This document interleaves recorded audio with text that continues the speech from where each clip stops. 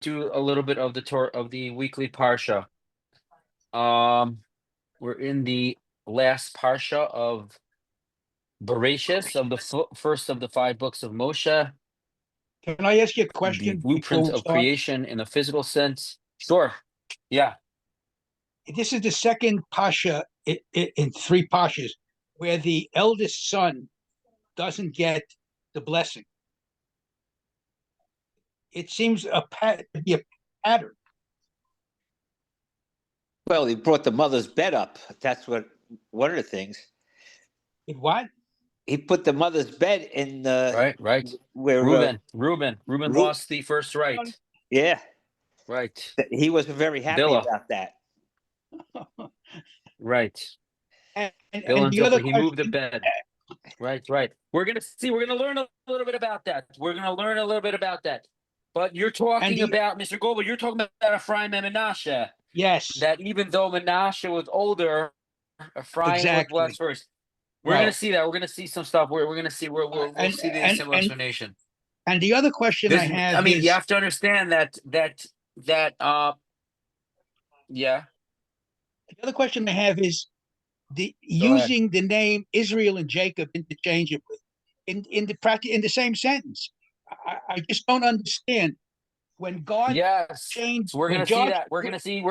Let me see if I let me see if I have a source sheet on that tonight. I think I do. Hold on.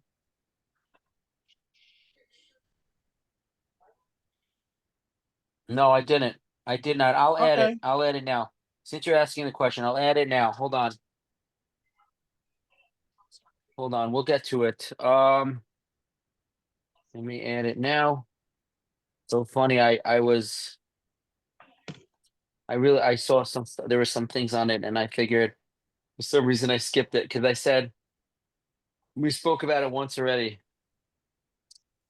Yeah, but two different explanations over here. But you're right. We didn't. Yeah, we'll see. We'll see it. Let me add it to the sheet. Okay. I gotta scan it. Now we're gonna get started. I have a lot of material tonight. Go ahead. So we gotta get started. But now that you bring it up, I'm gonna add it to the short source sheet. I have it right in front of me. I was gonna skip it, and I had a gut feeling not to, but I didn't listen to my gut feeling. I said, we have enough things to go over. Okay, here we go. Okay, I'm going to add it. We're going to start momentarily. Okay, great. Now I have to send it to my computer here. I got a system. Everyone's got a system. Okay, let me find it here. Let me start it. Where is it? Is there a commentary on Rashi on that sentence? With regard to the brachas or changing Yaakov and Esau? That's a good question. Yeah, it's a good question. Oh, here we go. Okay, we'll see. I always like to do Rashi first. Yeah. So let's see if there's something on. Okay. All right. Let me just add it over here, and we can get started. I'm almost done. Yeah, it's always good to see Rashi first. Rashi is called, I believe, the Ramban, Nachmanides, other commentators call Rashi the Bechor, the firstborn, so to speak, meaning, he's the main commentator to see first. Obviously, there's many other beautiful.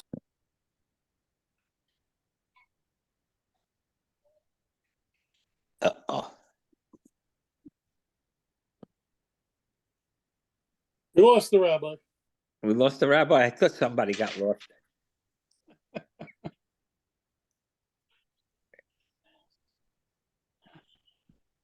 Sometimes the Chumash it gives you the answer on what of Israel and Yaakov. It really doesn't.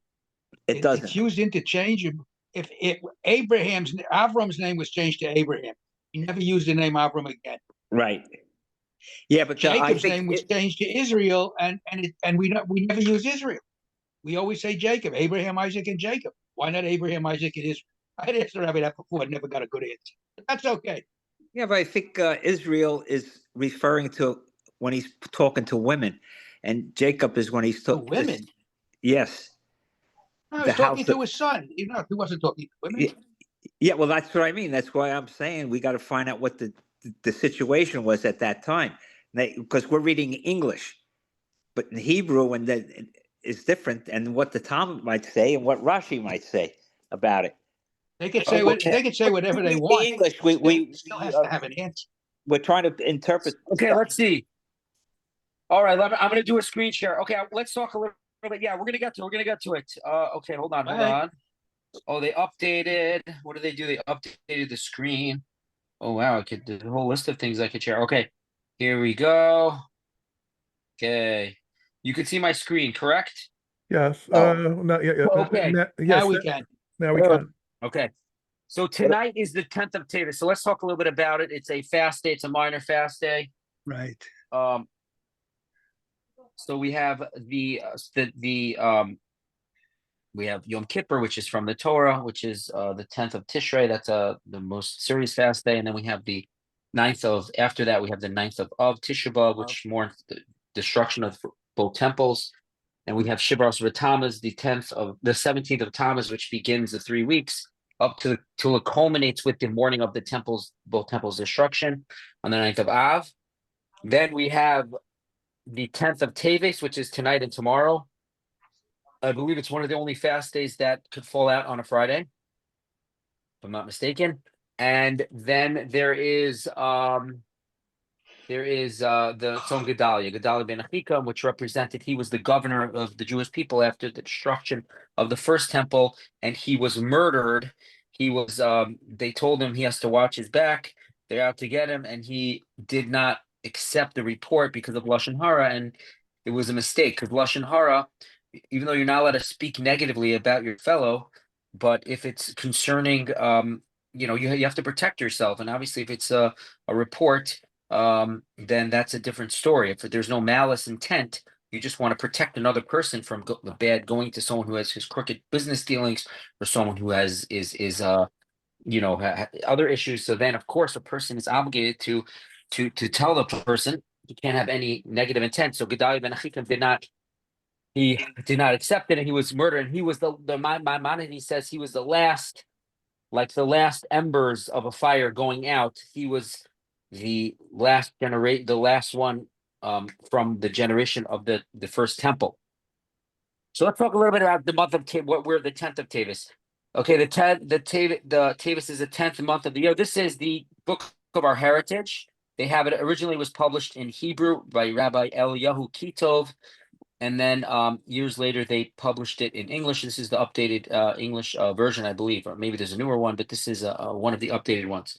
Tevis is the 10th month of the year based on the count that begins with the month of Nisan, right? Because we know the Torah says we count months. Years we count Rosh Hashanah, right? So around September time, and months, so we count Nisan. Nisan has to be the first month. The Passover holiday is in that month. That's the beginning of the Jewish people, the nation of the Jewish people. So that's why we count from there.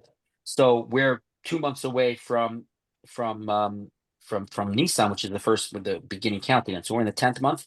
After this month is going to be Shvat, and then Adar, and then it goes into Nisan. So the 10th month is covered by Jews in Babylonia. Okay. So Rosh Chodesh is sometimes reserved for 1 day, sometimes for 2 days. The month of Tevis itself always has 29 days.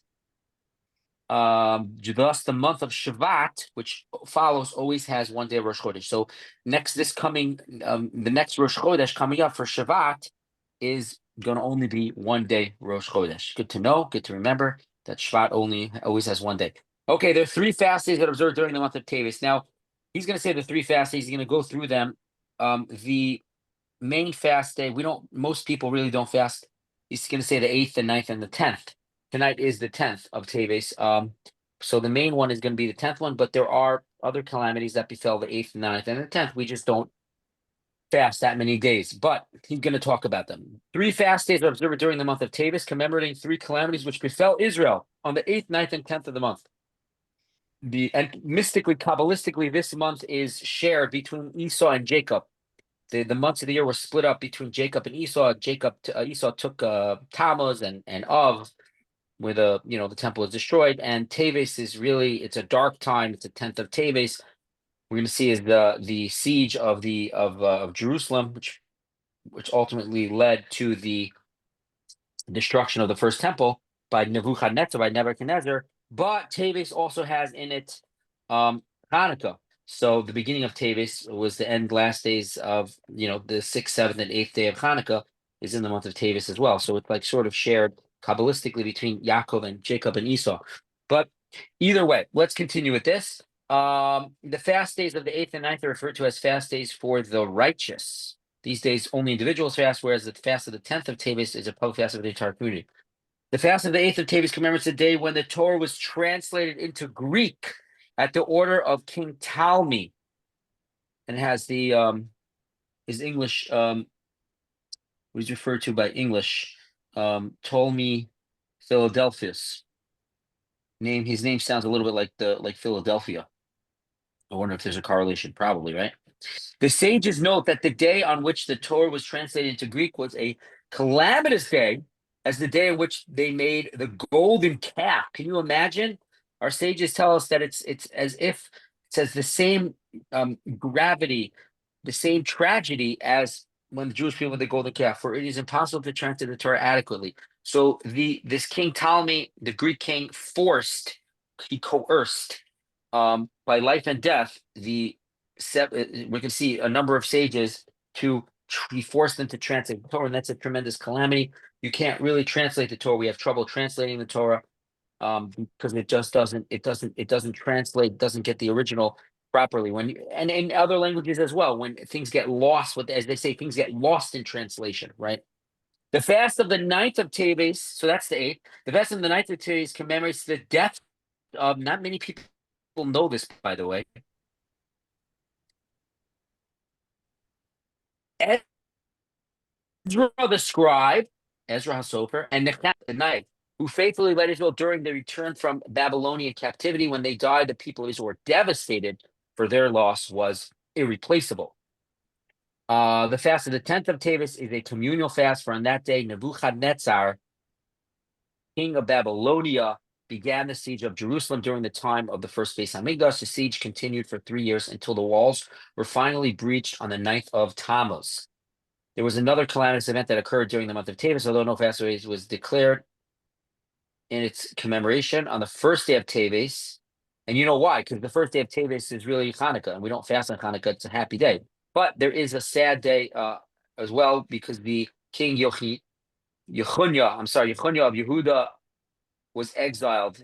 He was finally the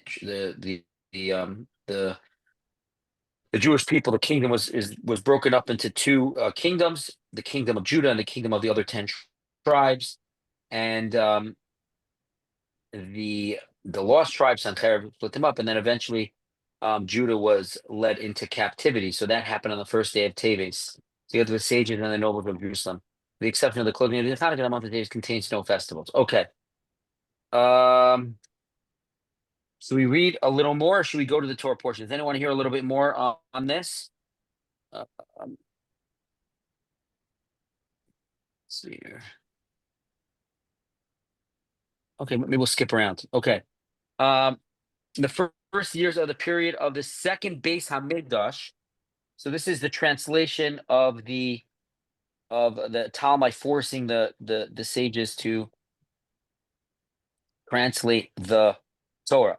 The first year of the period of the second Beis Hamikdash, Israel was under Persian dominion. After the fall of the Persian Empire, Greece inherited her place, and Israel became subjugated to Greece. One of Alexander the Great's successors, Ptolemy, right? Alexander the Great really had a good relationship with the Jewish people. The Talmud has there's a famous story with him that is brought down. I believe the Gemara brings it down. Either the Gemara or Rashi and the Gemara. I believe the Gemara that he used to have dreams of Shimon HaTzadik, Simon the righteous, the Kohen Gadol, used to appear to him the night before he was successful. So when he came to Jerusalem and saw him, he immediately acquiesced to Simon and had a positive relationship with Alexander the Great. And that's why a lot of Jewish people started naming their children Alexander. That's why till this day you have many Jewish names included in that is Alexander. Alexander It all the way comes back to Alexander the Great, when he allowed the Jewish people to practice their religion. But his successor, unfortunately, did not. He ordered the Jewish sages to prepare a Greek translation of the Torah. Had his motives in doing so been scholarly, he would have undoubtedly have gathered the sages into one place so that they might consult with one another. He did not do so, however, for he intended to cause them to error. So he's trying to trip them up. Right? The Talmud and Megillah of page 9a relates. It once happened that King Ptolemy gathered 72 scholars. He placed them in 72 rooms without telling them the reason for their having been assembled. He entered each one's room and said, "Write for me the Torah of Moshe, your teacher."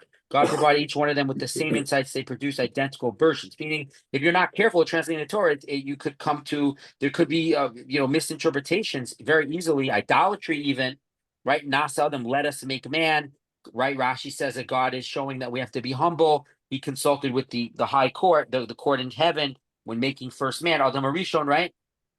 But it does say, "Let us make man," and that could be misconstrued if a person is arrogant, doesn't realize that God is showing humility for us, right? So you have to be careful how you translate.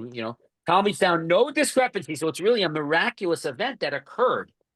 He had having 72 scholars. They cannot reflect to one another. They need to write it exactly, precisely. They need to maybe make certain amendments so that Talmud doesn't, misconstrue the entire Torah. And they all did the exact same thing, all 72.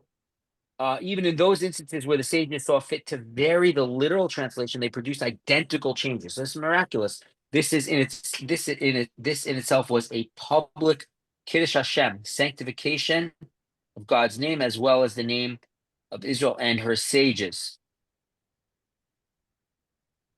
The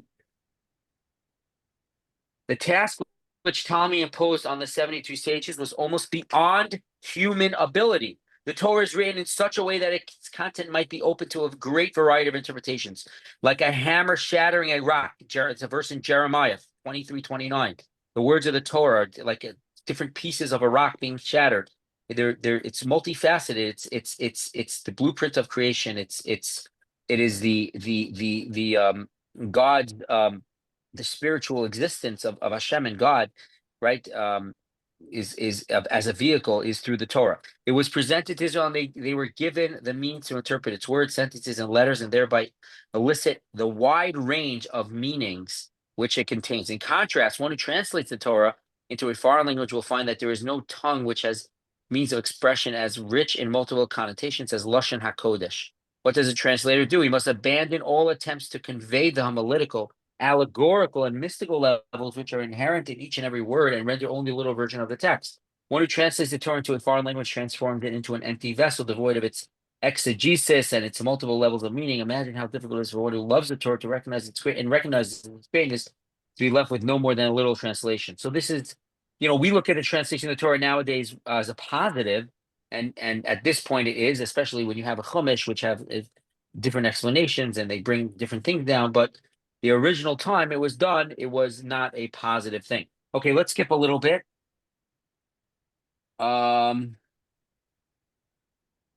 Skip here.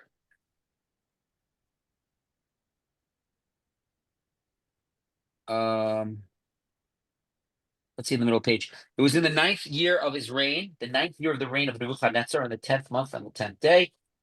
That's this month. Nebuchadnezzar, king of Babylonia, came with his entire army upon Jerusalem, and he camped around it and built towers all around. The city came under siege until the 11th year of the reign of King Tzidkiyahu. On the 9th of the month, the famine, the city became severe, and there was no bread for people, and the city was breached. 5th month of the 10th month, let's say the butcher came and he burned the house of God. This is the first temple. The house of the king, all the homes were destroyed, and the walls surrounding Jerusalem were destroyed, and the remaining multitude was exiled. We see then, just to finish over here, we see then that the 10th of Tavis, on which the siege of Jerusalem began, was the beginning of the whole chain of calamities, which finally ended with the destruction of the Beis Hamikdash. So it's a very sad day, because the beginning of a calamity is considered the severest, the harshest. There's an opinion in the Talmud. Let's say you take Tisha B'Av, the 9th day of national mourning of the first and second temples that were destroyed. There's an opinion in the Talmud that we should really have the fast day on the 10th of Av, not Tisha B'Av, but Asara B'Av, because most of the temple was destroyed, burned on the 10th of Av.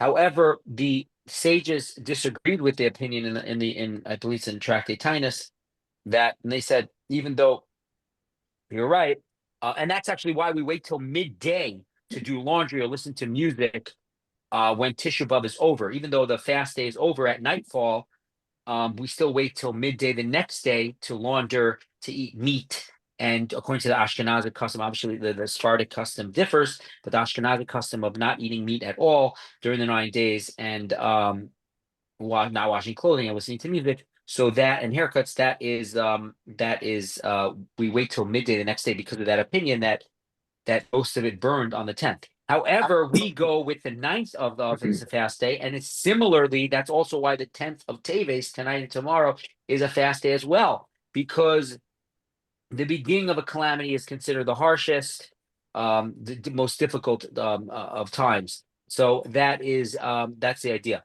Okay, let's go to the weekly Torah portion. Vayechi Yaakov Beretz Mitzrayim. Okay, so I'm gonna jump around here. All right, quick question. So the fast. Can I ask a quick question? Sure. So it's just the fast is from tomorrow morning. Go ahead. Yeah, of course. From tomorrow morning until tomorrow evening, right? Right. Yeah, it starts at dawn. And it ends at the Friday night, the Shabbat meal by Kiddush, nightfall, which is about 5:25, 5:30 or so. Okay. It's very unique in the fact that I believe it's if I'm not mistaken, it's the only fast day that falls out on a Friday. And according to the Avud Raham, he's an early commentator from the times of the Rishonim. I think he was a late Rishon. He says that if our calendar is fixed and sanctified all the way from Hillel, but he said so we have it set up that the way the calendar is, it never falls out. The 10th of Teves never falls out on a Shabbos. But the Avud Raham says if it would, then we would actually fast on Shabbos. It's the only fast day, aside obviously from Yom Kippur. Yom Kippur, when it falls out on Shabbos, we fast, obviously, and Yom Kippur can fall out on Shabbos and does, and we fast on it. But Tisha B'Av, we don't fast on it. Tisha B'Av is pushed off to Sunday. It becomes a nidche. It gets pushed off. But the 10th of Teves, Avud Raham very famously says, it's quoted in many different places, that if the calendar was such that the 10th of Teves would fall out on Shabbos, we would all fast on it, because it's such a severe situation, the beginning of the calamity of the first destruction of the temple. There's different sources why that's so, which we're not going to get into right now, but that's the idea. Okay, this week's Torah portion, Vayechi Yaakov Be'eretz Mitzrayim Shva'asrei Shana. Jacob lived in, Jacob lived in the land of Egypt 17 years. The days of Jacob, the years of his life, were 147 years. So the first commentator I wanted to focus on tonight is the Aznaim Lator, Rabbi Sorotskin. So he says, this is the first piece over here, and I have it in the Hebrew only. He says like this: Shtei Parshios, there are two portions, Torah, in the Torah, right? Nisparos al Misa Sadikim, which tells over the death of the righteous. And ironically, says Rabbi Sorotskin, the Nikros B'Shem Chaim.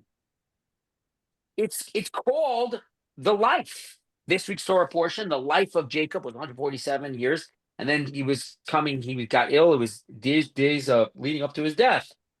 So ironically, the Torah calls him Chai, his life, in the portion that speaks about his passing. Similarly, right? Haficho shel hamavis. That's the haficho, the opposite of death. And similarly, Parshas Chaye Sarah. When Sarah passes away, the portion begins the life of Sarah. Misaperes al Misasa talks about her death. Shel Sarah Imenu, of Sarah, our mother, Sarah the matriarch. Varehi Nikras Chaye Sarah, it's called Chaye Sarah. And Avha Parsha Dana Misaperes al Moshe Shel Yaakov Avinu, our portion too deals with the death of Yaakov Avinu. Varehi Nikras Vayechi. It's called life. So it's very peculiar. We do find in the Torah that the Torah speaks in a euphemistic type of way. We don't speak in a harsh way. We try not to say. We say in Hebrew.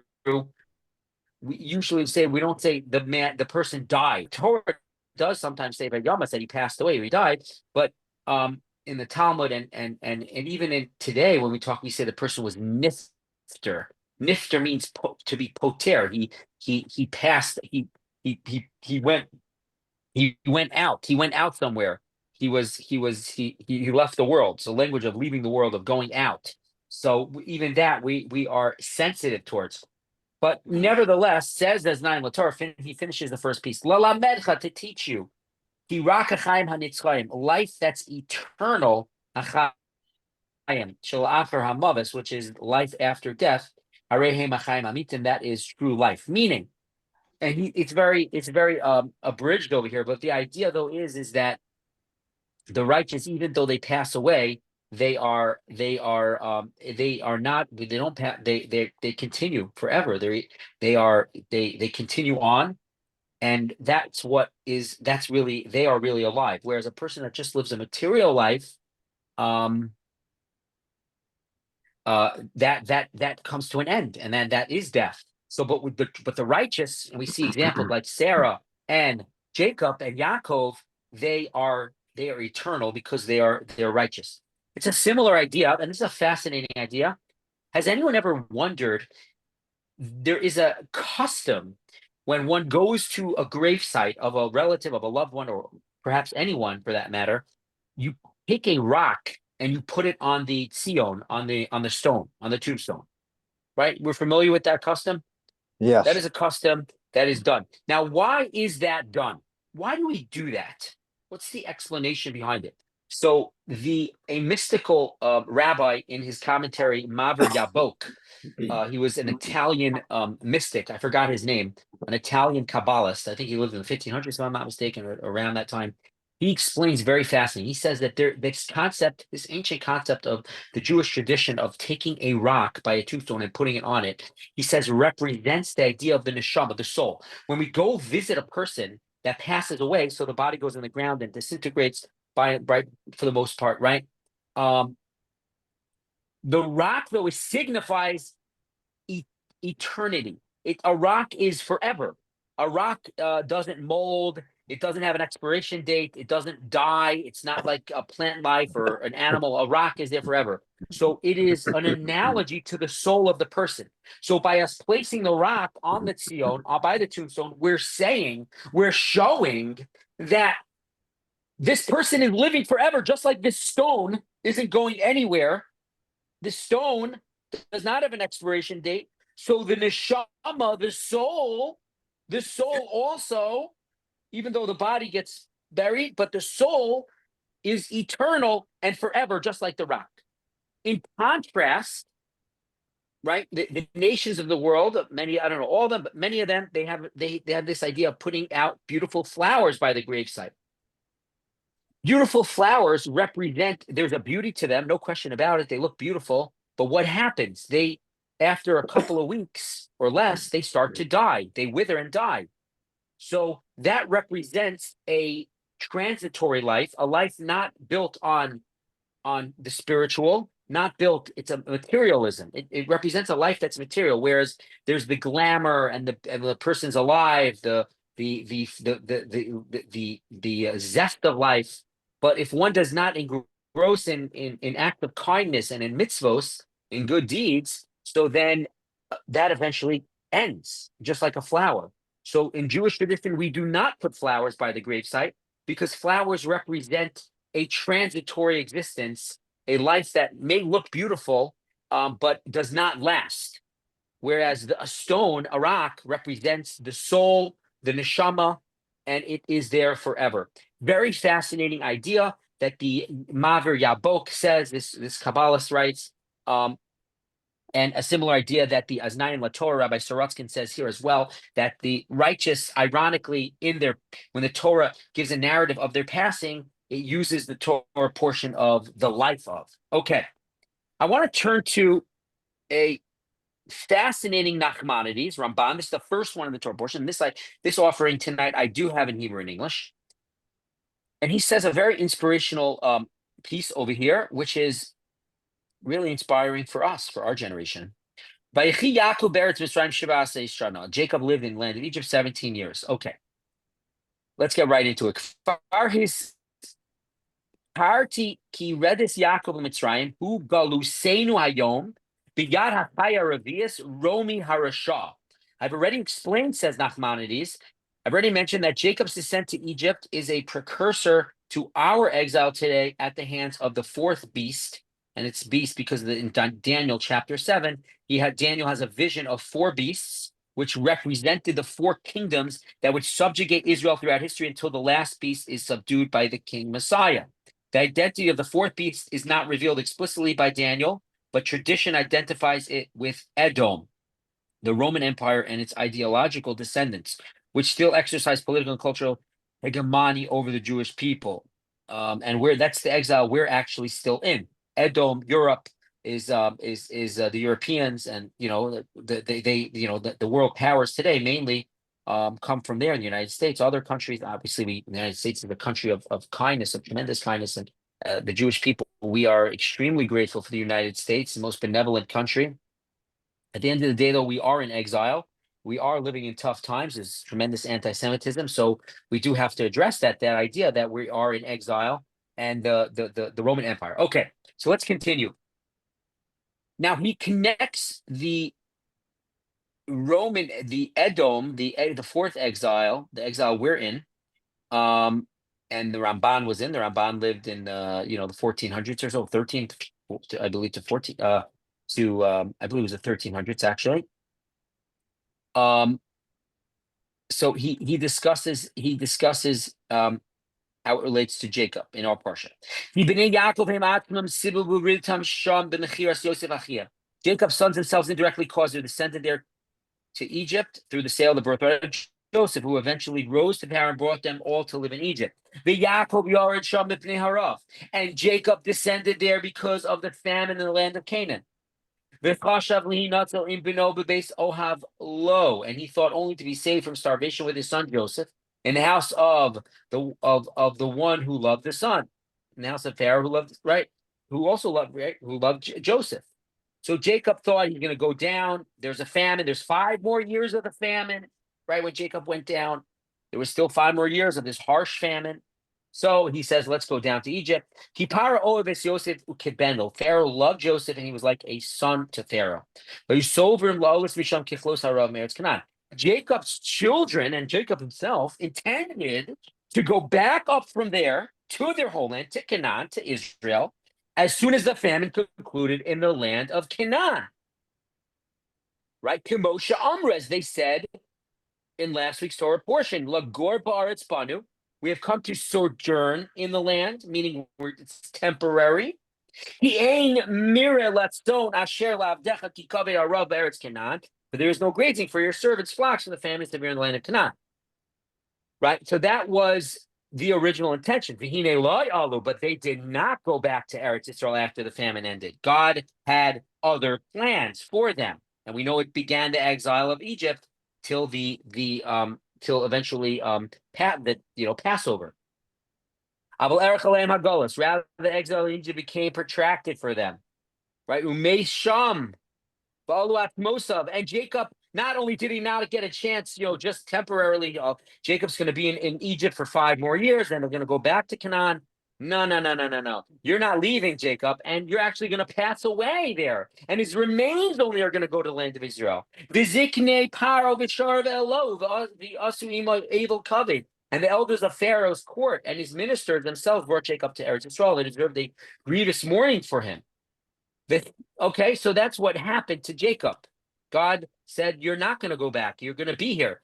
And there's a question the commentators ask, because on Passover night in the Haggadah, we say that we expound the verses of the Torah, and one of the verses is that Jacob went down to Egypt, coerced, onus al pi adibur. He didn't want to go, and the commentators ask, what are you talking about? If you look in last week's Torah portion, right? Jacob said, I want, when they said, your son is alive, and he saw the agalos, he saw the animals and the chariot, the carriages were brought, and that was the symbol of the last thing that he was learning with Joseph before he was kidnapped. So, The laws of Egla Arufa, the laws of the if a person is killed, and the elders of the city have to measure, and they have to bring an offering, and because they didn't escort this person, they didn't, and he was all alone outside the outskirts of the city, and was killed. So he saw that as a sign that it was in fact Joseph, and he went to him. So Joseph said, so Jacob said, I want to go see him. So the Brisker Rav explains very fascinating that originally Jacob said, I want to go. But once God said, don't worry, I'll be with you, right? So when God says to, don't worry, so what's the first thing we do? Oh my gosh, why are you telling me that? If someone comes over, don't worry, everything's under control. But then you start to worry. Oh, what happened? So at that point, says the Brisker Rav, a very novel approach, that Jacob didn't want to go down to see Joseph. He wanted Joseph to come to him, but God said, no, Jacob, you're going down. I want you to go down, and you have to go down, and I'll be with you. Don't worry. So, and Jacob never made it out of Egypt. Continues the Ramban. And so too are we with Rome and Edom, our brothers. The Edomites are considered the brother nation of Israel. Fascinating. Ramban Nachmanides points out, I'm in the bottom over here, points out Israel's familial relationship with Edom to draw a parallel with Joseph's relationship with Egypt. Just as Jacob and Joseph sought refuge in Egypt, relying on the love of Pharaoh had for Joseph, so too did the Hadismanians seek refuge with the Romans and Edomites, relying on their bond of brotherhood love for them. Okay, let's continue. We ourselves caused our coming under their control. That's the Hasmoneans, what he said on the bottom. The Hasmoneans, right after the Hanukkah story, made a pact with the Romans. And Agrippus the king, the last king of the Jews in the Second Temple period, fled to them for assistance. And it was because of the hunger that the people of Jerusalem were captured by the Romans. Says Nachmanides, and this you could almost see the tears that he's writing with. And the exile has unexpectedly become extremely protracted for us. Its end, and he's talking about the exile we're in now, and its end time is not known to us, as it was during the other exiles. The other exiles were known, right? The Purim story, they had 70 years, right? Belshazzar and Achashverosh miscalculated those 70 years, but they knew that it was going to end, and they would have they would go back up to Israel in the Second Temple. They knew that there would be after the Passover story is 400 years from Isaac, from Yitzchak's birth, 210 years of harsh labor, but they knew it was going to end, right? Our exile is the final tikkun, the final rectification is our exile, and therefore it is long, and we don't know when it's going to end. Vanachnu boy kimesim. You could hear the almost like the tears as the Nachmanides is writing this. Vanachnu boy kimesim ayim yavshuatz moisenu nigzarnu lanu. In this exile, we are like dead men, exclaiming, our bones are dried out. We are doomed. He's a verse in Ezekiel 37:11, right?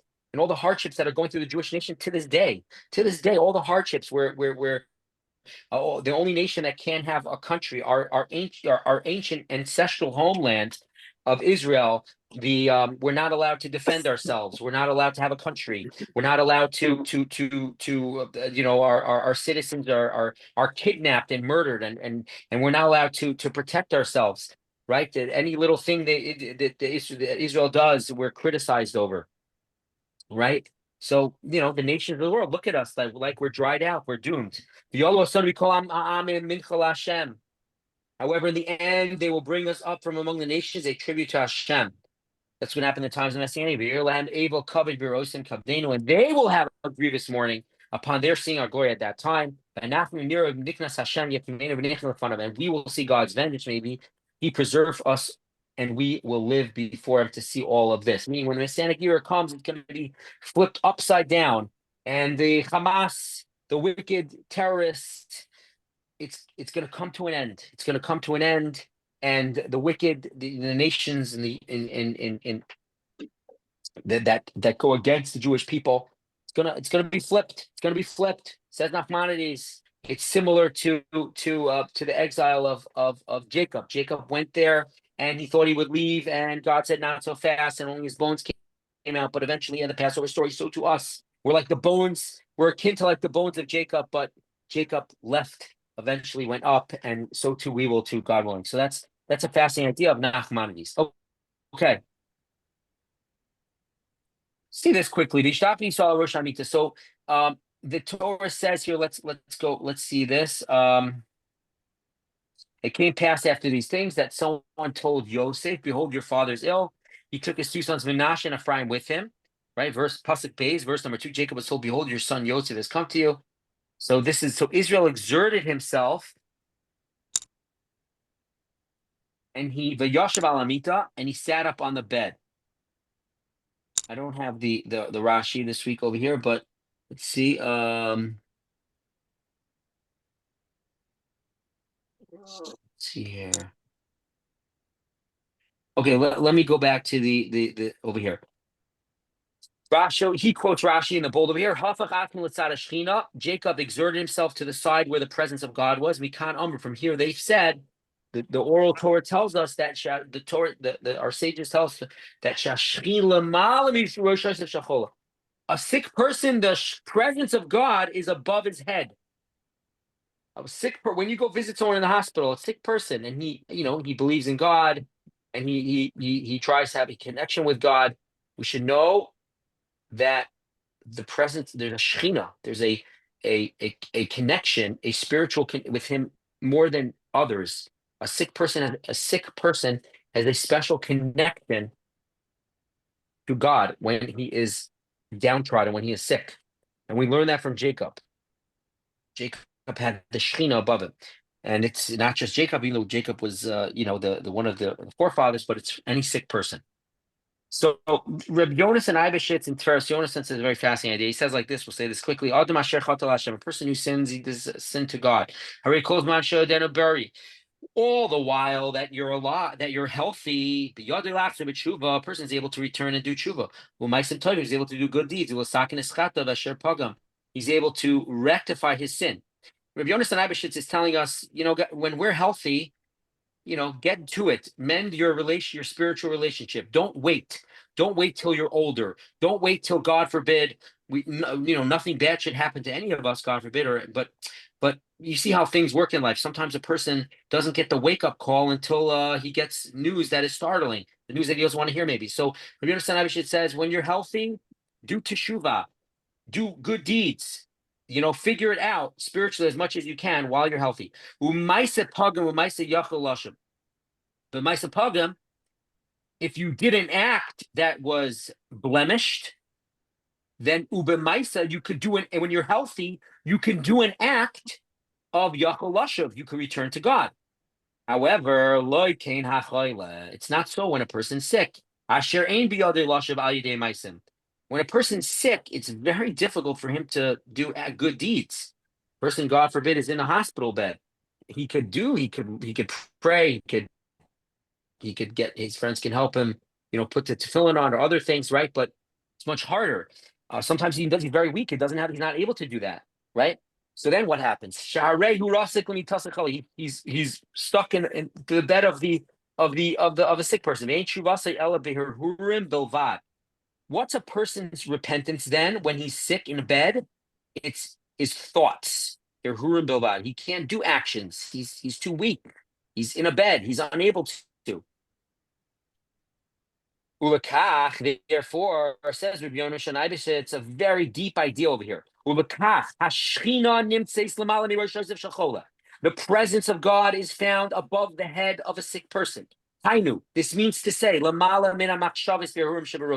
it means it's connected to his thoughts and the ideas and thoughts that are in his head.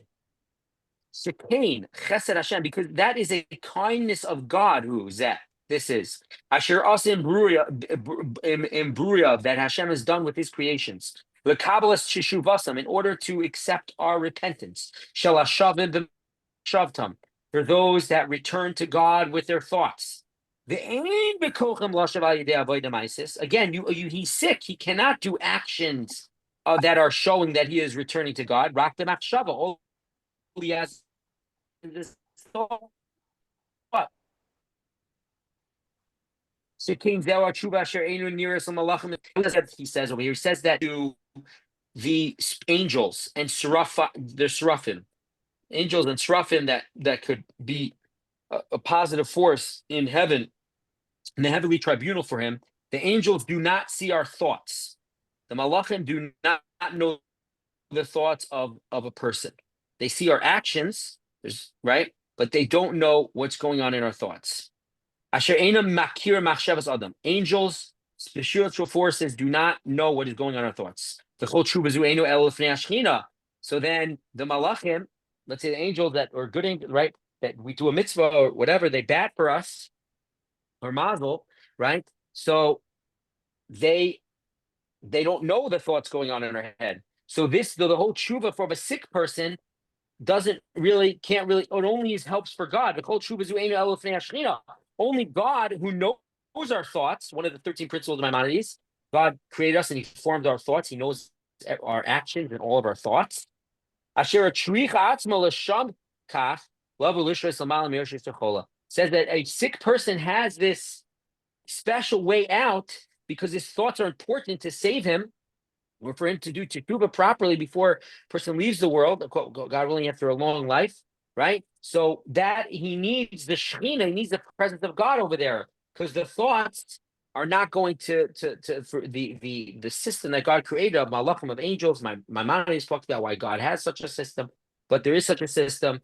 Those thoughts don't help because they don't see our thoughts. Only God sees our thoughts. So that's why the presence of God is by a sick person, because he cannot do mice and tovim are much harder to do good deeds and do teshuvah our actions are much harder when we're sick. So all we have is our thoughts, and that's what God helps us with. Okay. Let's see here.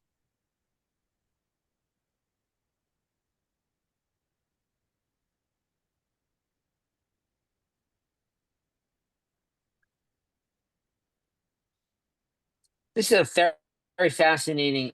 Let's see some of the commentary over here, and maybe we'll do the name. Jacob, let's see, verse number Gimel, Pasuk Gimel, verse 3. Jacob said to Joseph, Kel Shaka appeared to me in Luz, the land of Canaan. He blessed me, he said to me, I'll make you fruitful and numerous, I'll make you a congregation of nations. Right now, your two sons who were born with you in the land of Israel before I come into Israel, Ephraim and Asher will be like Reuben and Shimon, meaning Joseph is getting the Bechorah, he's getting the firstborn right, and he is getting a double portion. It's taken from Reuben and was given to Joseph, and now his sons, Ephraim. So Joseph should have just been one tribe of Joseph. Instead, the tribe of Joseph is split in two, and there isn't a tribe of Joseph, but there's a tribe of Ephraim and Manasseh, Joseph's two sons, and that's the double portion that went to Joseph. And progeny born afterwards is going to be grandchildren, not the same thing. And these are my sons of God, right? I will bless them. Jacob says he's going to bless them. Israel's eyes were heavy, and he could not. So here we see it goes back to Jacob and Yisrael. It goes back and forth. So hopefully we're going to see something on that. Israel's eyes were heavy with age; he could not see. So he brought them near, and he kissed them and hugged them. He said, I dare not accept the thought that I see your face, and God show me even your offspring, right? So Jacob is showing this tremendous gratitude to Hashem. Joseph then removed from his knees and prostrated himself. Joseph took the Ephraim and Asher with his right hand and Israel's left. So left signifies the weaker hand. It represents judgment. The right represents rachamim, mercy, and it's stronger. It's the stronger hand. And Manasseh with his left, Israel's right, and drew him closer. But Israel extended his right, and he switched it, right? He maneuvered it, and he blessed, right? Hamalach Hagol is a very famous verse. People say it by before they say Shema at night. Hamalach Hagol, the angel who redeems me from evil and bless the lads. May my name be declared upon them, and the names of my forefathers Abraham and Isaac, and may they proliferate abundantly like the fish within the land. The fish is very special. It doesn't have ayin hara, doesn't have the evil eye. They are under the water. No one sees them, and that's a big plus for blessing. Joseph saw that his father was placing his right hand on Ephraim, the younger son, and displeased him. So he supported his father's hand, removed it, But Joseph said, not so, right? But his father refused, saying, no, I know my son, he too will be a people, but Ephraim is going to be greater. Okay, and Rashi goes through.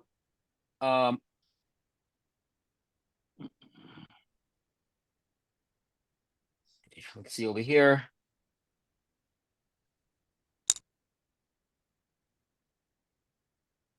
Rashi says Menashe is going to be great. Rashi earlier on didn't recognize the sons because he saw that there's going to be wickedness coming from them.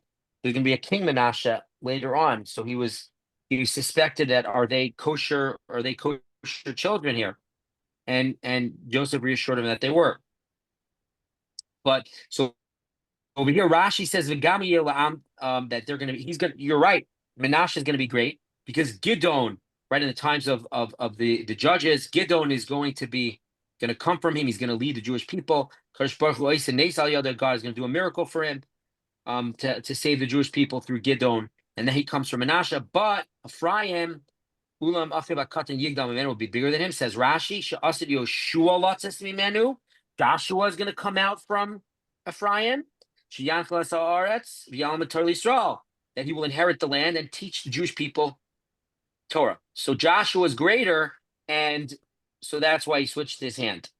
The Baal HaTurim, let's go over here. The Baal HaTurim says something fascinating. He switched the hands around.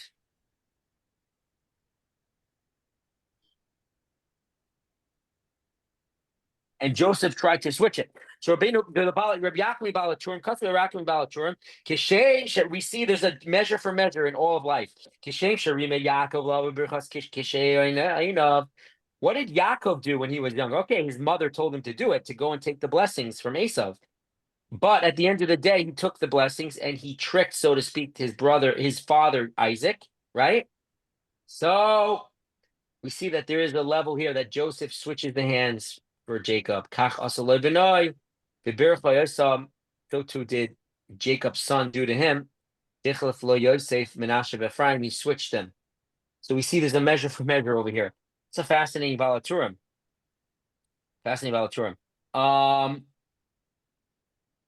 Let's continue over here. Oh yeah, I wanted to get over there. Where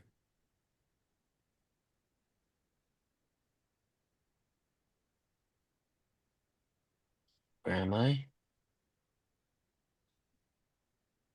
Okay, here. This is what you were talking about. Rabbeinu Bachai says fascinating.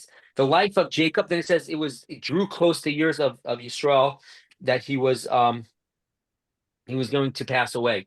So the Rabbeinu Bachai says something over here. Mashes to our ksuvim the Parshas that which it's mentioned in the verses. Pam b'shem Yisrael. Jacob is called Israel, and Pam b'shem Yaakov. Hakol b'ashkacha u'b'kavana. Each and every time, it's very precise and purposeful. Says Rabbeinu Bachai. Shem Yaakov, Nemer al Midas Haguf. The name Jacob connotes his midos, his characteristic, and his character traits of his body. Bolam Hazin in this world. Why is he called Jacob? Al Shem Esav. His hand was holding on to the heel of Esau when they were born. So it demonstrates the physical part of Jacob. He's holding on, his hand holding on, grasping Esau's heel. The Shem Yisrael, the name Israel, though, Nemar al Midos HaNefesh, that's going on the loftier, on the soul. You have fought with, you have been victor with an angel over here, right? And it is known. The mainstay of a person is the midos of his soul, and not the midos, the characteristics of his body. Nevertheless, you can't totally uproot your physical side, your physical characteristics, and not use them at all. You'll not be able to live in this world. But the intent over here is nefesh ikar. The main is our characteristic of our soul. Ikar that's the mainstay. And the secondary is the the body, the midos, the characteristics of the body. This is what our sages say. The name Jacob is not the main name, but it's Israel. The Yaakov Tafalo, the name Jacob is a secondary to it. A person that does that is a person whose whole focus is on, this is similar to the first explanation we said in Azayim La Torah, that life, even though the righteous are passing away, they're called alive because that's real life. Similarly, the Rabbi Shmuel says the same thing. A person that makes his body and the characteristics of his body, the me'ikr, the mainstay, midas hanefesh, and the soul orientation, she avodas Hashem Yisparach, which is the service of God. Tafel, secondary. He's really killing himself. He's not. That doesn't last. The Torah begins by saying this was the life of Jacob, and it was the days of Jacob's life. Because it's speaking about now he's about to die, so it's using the name Jacob. But when it says Israel by Nisa, because Misas Haguf Olam Haza is when the body dies, but there's Chaye HaNefesh, there's life for the soul, which is in the Olam, the world to come. So Rabbeinu Bechai, so Mr. Goldberg, to your question, Rabbeinu Bechai really deals with the name Jacob and Yisrael really refer to Jacob in a physical sense, Yaakov, and Yisrael is his spiritual, is the soul. And that's they're interchanged because a person needs the physical characteristics to live in this world, to be in this world. But the mainstay is Yisrael, is the soul. That's what he says over here. Yeah, there's another explanation, but we're going to hold it there. I want to just say let me just cherry pick here. Let's do one more here. We'll have to skip.